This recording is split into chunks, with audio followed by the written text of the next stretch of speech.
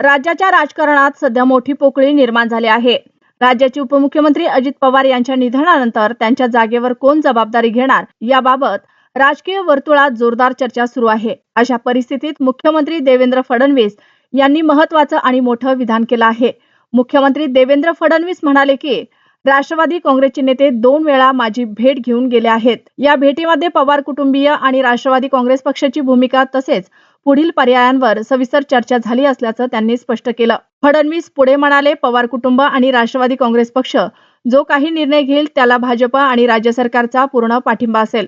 मुख्यमंत्र्यांनी यावेळी ठामपणे सांगितलं की अजितदादांचं कुटुंब असो किंवा राष्ट्रवादी काँग्रेस पक्ष असो, आम्ही त्यांच्या पाठीशी पूर्णपणे उभे आहोत.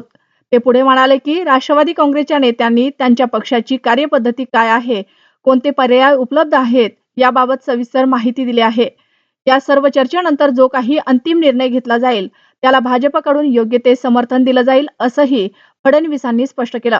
या वक्तव्यामुळे राज्याच्या राजकारणात नव्या चर्चांना उधाण आलं असून अजित पवार यांच्या जागेवर नेमकी कोण जबाबदारी घेणार याकडे संपूर्ण महाराष्ट्राचं लक्ष लागलं आहे. आता पुढील निर्णय पवार कुटुंब आणि राष्ट्रवादी काँग्रेस पक्ष काय घेतो यावरच सगळं अवलंबून आहे. जे प्रमुख आहेत त्या प्रमुखांना आम्ही नेमकं काय करायचं तशा संदर्भातली लाईन घेऊ आणि त्यानुसार पुढची कारवाई होईल. पवार यांना उपमुख्यमंत्री म्हणून राष्ट्रवादी काँग्रेस पक्षाने प्रेझेंट केले जात आहे. शपथविधीची चर्चा आहे. असं आहे की कुठलाही निर्णय जो काही घ्यायचा असेल तो राष्ट्रवादी काँग्रेस पक्ष घेईल आणि राष्ट्रवादी काँग्रेस पक्ष जो निर्णय घेईल त्याच्या पाठीशी आम्ही उभे राहू, सरकार म्हणून आणि भारतीय जनता पार्टी.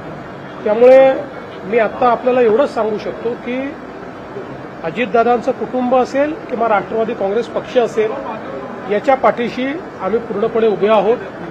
त्यांचे जे काही निर्णय होतील त्या निर्णयांना योग्य ते समर्थन आमच्याकडनं असेल. राष्ट्रवादी काँग्रेस पक्षाकडनं काही तसा प्रस्ताव वगैरे आला का? तर पक्षाकडनं माझ्याशी 2 वेळा चर्चा करून ते गेले आहेत. त्या चर्चेमध्ये त्यांनी त्यांची काय कार्यपद्धती आहे, काय काय ऑप्शन्स आहेत या संदर्भात त्यांनी चर्चा केलेली आहे. मात्र अंतिम निर्णय जो काही असेल तो त्यांचा पक्ष घेईल. त्यामुळे त्या संदर्भात मी बोलणं हे योग्य होणार नाही. शपथविधी उद्या होण्याची शक्यता आहे का? आता